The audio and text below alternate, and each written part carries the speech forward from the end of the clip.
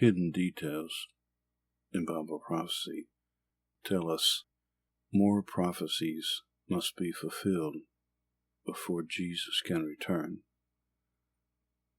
This has been hidden from you because you were told that the Old Testament was no longer important to Christians. That was a lie. Today's study is found in Isaiah chapter 45, verses 1 through 6. Verse 1. Thus said Jehovah to his anointed Cyrus. Now, a side note, Cyrus the Great was the founder of the Achaemenid Empire, king of Persia, from 559 to 530 BC, before Christ. He is venerated in the Hebrew Bible as Cyrus the Messiah, anointed deliverer, which Messiah is translated anointed deliverer, for conquering Babylon and liberating the Jews from captivity. I believe all the biblical prophets point to a time before the return of Messiah ben David, who is Jesus, the Son of God. Shall come a second Cyrus, a much lesser anointed deliverer, who the Jews call Messiah ben Joseph, who the Lord shall rise up as he did Cyrus the Persian. This anointed deliverer shall be a second Moses, who shall lead a second Exodus promised by Jeremiah, chapter 16, 14 through 16. And all biblical prophets back it up, if you know where to look and how to interpret. Now, back to verse 1. Whose right hand I have laid hold on, to subdue nations before him. Yea, loins of kings I loose, to open before him two-leaved doors.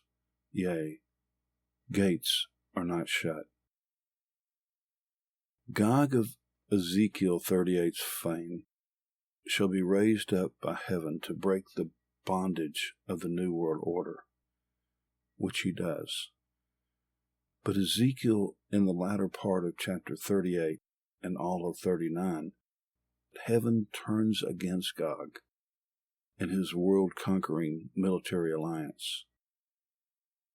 That is when the Lord raises up this second Moses, this lesser Messiah, to break Gog's worldwide hold that his winning of World War III had given him.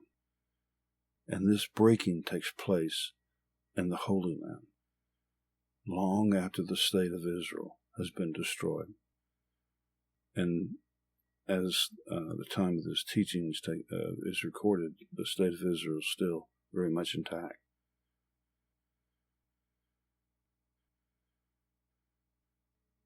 Verse 2. I go before thee. Now who is speaking? Jehovah? Who is he speaking to? His anointed. Remember the twofold fulfillment of biblical prophecy. All biblical prophecy plays out twice, except for some prophecies that concern Jesus. The first time in history is played out, and that's the first time that the prophecy is played out, and the second time in the 7-year tribulation period. So you've got all prophecy that was played out in some time in history, and then all prophecy, except for some concerning Jesus, are going to be played out in the 7-year tribulation period. That is yet to come, but soon will come. And crooked places straight. This connects to the promise of Isaiah 40, verse 4, prophecy. Every valley shall be exalted, and every mountain and hill shall be made low, and the crooked shall be made straight, and the rough places plain. And the Lord reaffirms this in Isaiah 45, verse 2. And then the Lord goes holographic in Isaiah 42, chapter 42, verse 15 and 16, about its fulfillment during the tribulation period. Verse 15 in Isaiah is, I will make waste mountains and hills, and dry up all their herbs, and I will make the rivers islands, and I will dry up the pools. Verse 16, and I will bring the blind by a way that they knew not, and I will lead them in paths that they have not known. I will make darkness light before them, and crooked things straight. These things will I do unto them, and not forsake them.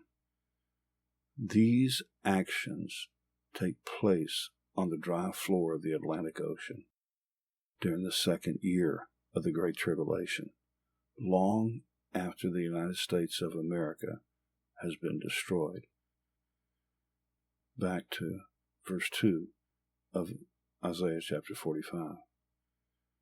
2 leaved doors of brass I shiver, and bars of iron I cut asunder.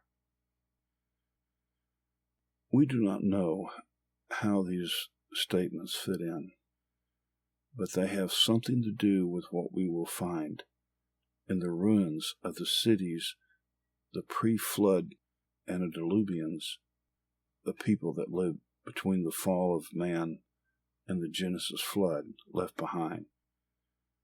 Within these structures, I believe we're going to find out what this 2 leaved doors of brass I shiver, and bars of iron I cut asunder.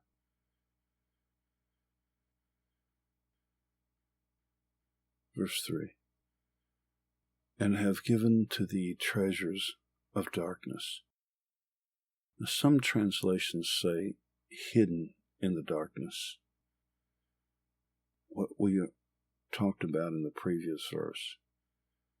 So, as we're on the floor of the Atlantic Ocean and it's dry, we are going to walk through these structures that were left behind where the antediluvians, the pre-flood people, lived. And we're going to know more about what this means, what these scriptures are saying. Back to verse 3. Even treasures of secret places. Some translations say, and hidden wealth in dark places, so that thou knowest that I, Jehovah, who am calling on thy name, am the God of Israel. So he's going to, actually the slaves and the people hiding in the hills in America's Rocky Mountains and Appalachians, as the occupation of the Russians and Chinese of America after they've destroyed it, which we go in detail in our first book, World War III and Prophecy. So what it's saying is that as the ancient Hebrews left Egypt wealthy, well, we go down into the Atlantic, on the floor, poor, coming from slavery again. Slavery, first of the New World Order and the tyrants that run the world now, and afterwards the Battle of World War III, or during the Battle of World War III, and the occupational point of it, then we become slaves to Gog and to the Chinese forces, the Russian forces and the Chinese forces in America. When we go down into the Atlantic, we're poor, and God gives us these treasures of darkness, the hidden treasures of darkness that are in the shipwrecks that dot through the floor of the Atlantic that were falling. Now, and if you don't go into detail, you'll have to read it in the book because it goes into great detail of that. But it goes, and even treasures of secret places that are in the floor of the Atlantic. Not just in the treasure ships, but also in the cities. When the flood hit, they didn't have time to hide their treasures in their treasure houses in these communities that are on the floor of the Atlantic. Who knows what the titanium-hulled submarines of Russia are uncovering deep in the Atlantic Ocean floor. The rest of the nations can't afford to make a titanium-hulled submarine. The Russians can because they have titanium mines. Would the West's godless governments and scientists tell us what they would find on the floor of the Atlantic if they could go down there? I'm not saying they haven't gone down there in drone subs with no people on them, but I don't think that even those can survive and as deep as you would have to go to get to the floor of the Atlantic. The greatest concentration of sunken treasure ships lay on the ocean floor around Cuba. It is estimated that just one of those ships' treasure is worth $1 billion, and there are hundreds of them.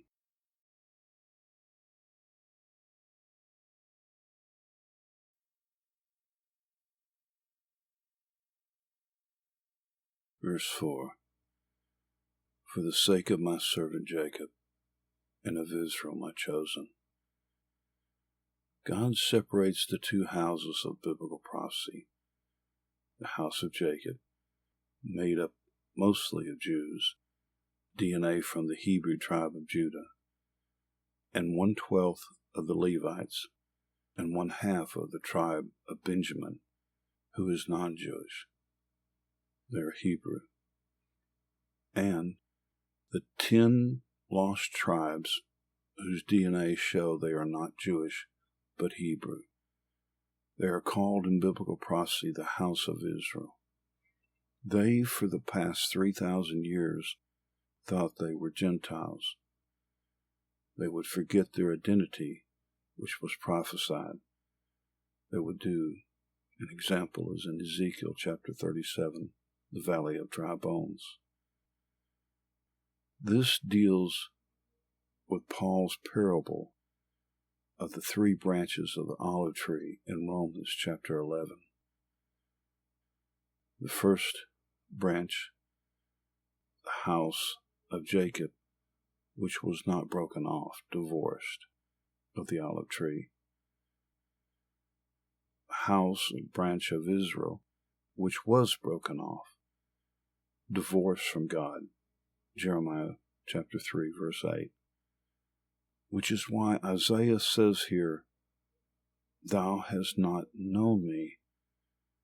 They have not known for 3,000 years.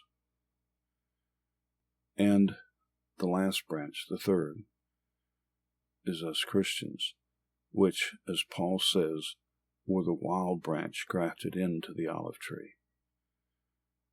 Back to verse 4. I call also thee by thy name. Some translations say, and why have I called you for this work? I surnamed thee. Some translations say, I have given you great honor, or a title of honor, and thou hast not known me. So, this is implying just the mere fact of the surname. Before Christians came on into history, everybody was known as son of. They'd say their name, and then the attachment would be son of, and then their dad's name, okay? But only Christianity came with surnames. When Christianity came on the scene, some point in history in Christianity, they started surnaming them because they started taking on last names of families instead of just their dad's or their father's name, their dad's name. So this says right here, it jumps out and lets you know that there's going to be Christians in this branch that's going to be reattached, the house of Israel, that's going to be reattached to the olive tree. It doesn't mean that if you're a Christian, you're of the house of Israel. I'm not saying that. We didn't replace the house of Israel. We were the third wild branch that's grafted into the olive tree.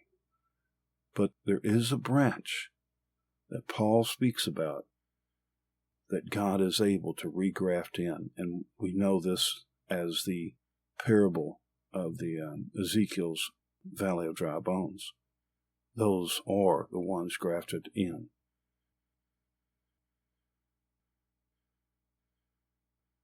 So verse 5. I am Jehovah, and there is none else. Except me, there is no God. No one says it better than the Lord. I don't think I have to go in detail about that. I gird thee. Some translations have, I equip thee. Others, I will arm you. Others, I will strengthen you. And others, I will embrace you. So, this is giving you everything you need, whether it's gird thee, equip you, arm you, strengthen you, embrace you. Trust in God. He promises He will do this. I know you don't understand some of what I'm talking about, and a lot of it's new to a lot of people. It's not new, though. The prophets, each one of them spoke of it. Of a second Moses coming, they spoke of, in ways, you can see how it's laid out, and of a second Exodus. Sometimes openly, and sometimes within their prophecies that you have to find out. You have to know how to get them out and understand them. And back to verse 5. And thou hast not known me. This statement is said twice, once in verse 4, then again here in verse 5. Why? This is not by accident. There is a reason. I believe this is saying, you might have thought you knew me in the past, but in what I am about to do, this is the Lord speaking, in what I am about to do, you will know me with a much greater understanding. And this is something that takes place well into the 7-year tribulation period. Actually, it starts 1 year after America's destruction in the occupational time period. In other words, I'm going to reset your clock, and nothing will be the same afterwards. So this is a promise from God. This is not something you've been taught by most biblical prophecy teachers. Why would He, the Creator, do this now, at that time period? We're in a world spinning out of control. Darkness has overrun us everywhere. Where does the darkness come from? From the news, who were supposed to inform us. And from the medical field, who was supposed to protect us. From the pharmaceutical treatments that were supposed to heal us. From the politicians who were supposed to represent us. From Hollywood, who we thought were just entertaining us. From the television, who we hoped set good society standards. From the corporations, who hire us under what we thought was a mutual trust, from the pulpits who were supposed to guide us. Darkness has overrun the nations. The military has a word for this, which describes our condition and tells what needs to be done to break this downward force coming against us. When the enemy has broken through all defenses and hope seems lost, and our dead are piling up, and the living look forlorn, the remaining troops cry out over their radio, "Broken arrow," which means send in everything on our position. The prayers coming up from all nations of the earth, from the saints, are rushing through the corridors of heaven, saying, "Broken arrow." None of this has taken heaven by surprise. Understand, God is not asleep in this overrun of darkness on the world, particularly in the West.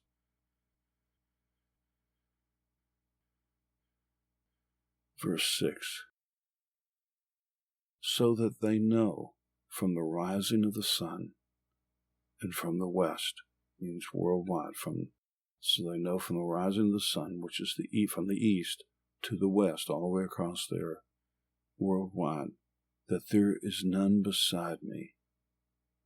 I am Jehovah, and there is none else. We find ourselves in the same position the Hebrew slaves in ancient Egypt found themselves. Our cries ask the same question: when will a deliverer come? We know deep down Jesus' return is still some years off. Heaven has already moved its artillery saints in position. Its angelic special forces are ready to drop. They're waiting for the stone to cry out and for the branch to answer it. For a stone from the wall doth cry out, and a holdfast from the wood answereth it. Habakkuk 2, verse 11. Where does this happen? It happens and takes place in Edinburgh, Scotland. When will this happen? Let me ask you, when did the burning bush cry out? In Exodus chapter 3, verse 9. And now, behold, the cry of the children of Israel is come unto me. Moreover, I have seen the oppression wherewith the Egyptians oppressed them. Daddy's coming, and he's not happy with how his children were treated, are being treated.